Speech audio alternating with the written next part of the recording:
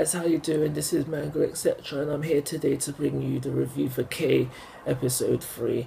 I'm going to start off with a quick overview of what happened in the episode. We basically start off with Munakata, and he's visiting Makato in prison, and we find out how he got captured that day, and he basically just handed himself in. We also learn during this time that Munakata is the Blue King. But also we find out there and then that Munakata doesn't want Makato to escape, he wants him to remain captured, and that's further emphasized later on when we see one of the other members of the Blues, a female member, and she's also just talking about how of ways we can keep him in prison without killing him, basically. The episode then moves on to the members of the Red Clan, and they're just still looking for leads onto how to find Yoshiro. The other bit of the episode, the last bit if you will, is just basically Yoshiro, the cat, and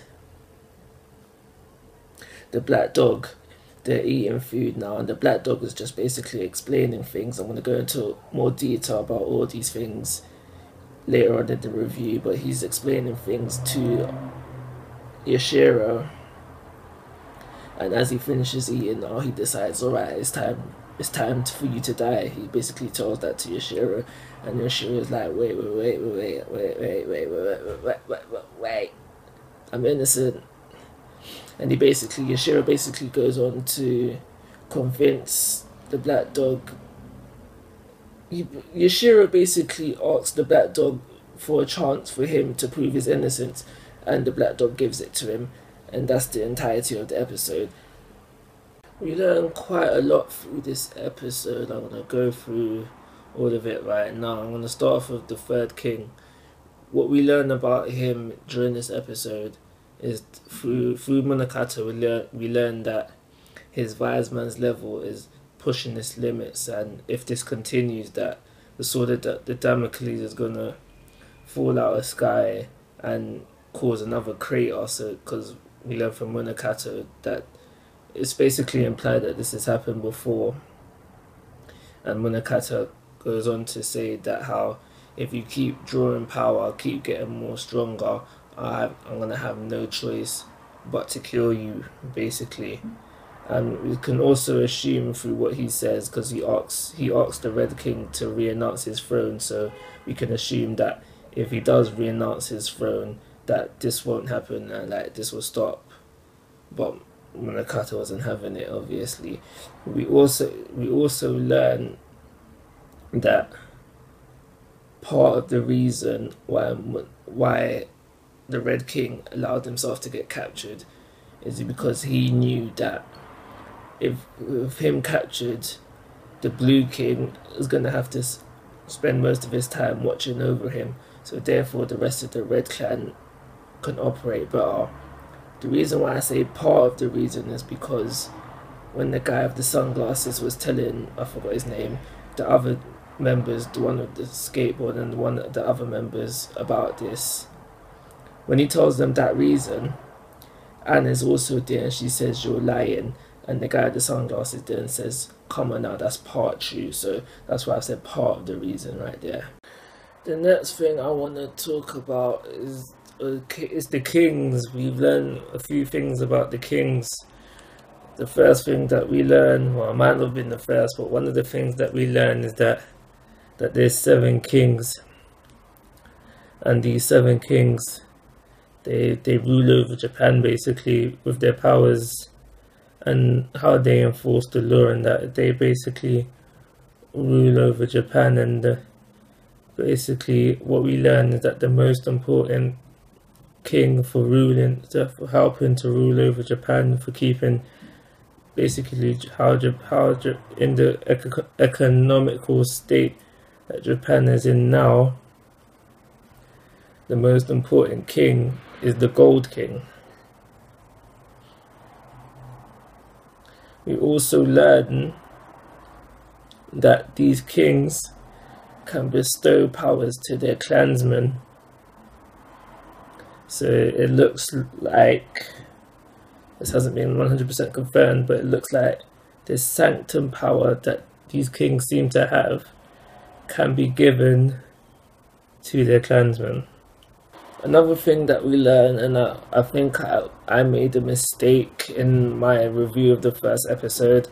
I thought it was the 7th king that was killed, but apparently it wasn't the 7th king that was killed. It was a clansman of the Red Clan that was killed,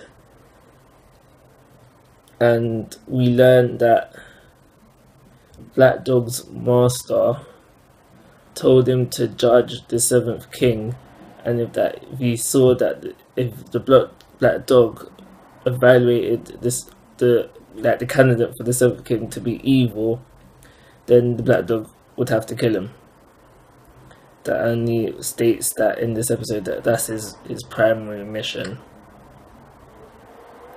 We also learned that his master could predict the future. So I'm thinking the guy that was killed was Black Dog's master, but he was also a member of the third clan. And if he could predict the future, then why didn't we see his death coming? You know, like I'm just playing. I think the last important thing that we learn is about Nico, the cat. We actually found out her name is Nico, and we also, the Black Dog says that Nico might be a strain, and what a strain is a being that has natural powers, natural powers, like powers that weren't given to them, and that's where you can assume to learn that how the kings can give their clansmen powers. There's some other stuff that we learned during the episode as well. We also learn about, I think his name was Rashimi, and apparently he was part of the Red Clan at some time, and we got members of the Red Clan saying that how he betrayed us, didn't he? But we have no confirmation of that. We don't know why Rashimi left the Red Clan from the Blue Clan, but we do know that he was part of the Red Clan because A, it was said, and B, we get to see his Red Clansman's mark is on his chest, or is like, I don't know, like looks like it's been burnt, but it's still there on his chest. We also learned that how the gun that was used to kill this guy who died was like a modified gun, and that the guy who was in charge of smuggling in this gun and other weapons, other modified weapons that's been going around, he's gone missing. So there might be something there that this guy might be important in some way or form. And yeah, that's it. That's all I want to talk about. I think I've got everything. Hopefully I've got everything. So now I'm going to go into my rating / final thoughts.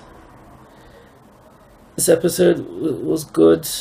We got some questions answered, and some more, well, not fully answered, but somewhat answered, and we've got some new questions coming to the equation as well.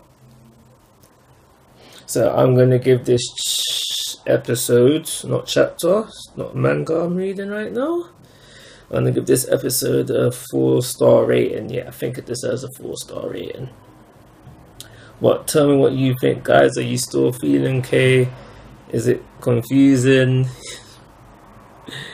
It's confusing. This is one thing I got to say about K is that this is an anime which episode seems to be really important. Like, you got to pay attention to everything, like otherwise you'll miss something, because it's probably something that you have to go back and watch a couple of times to fully, like, 100% get it. But that might be just me. Tell me what you think. And remember, guys, rate, comment, subscribe, and most importantly though, have a nice day.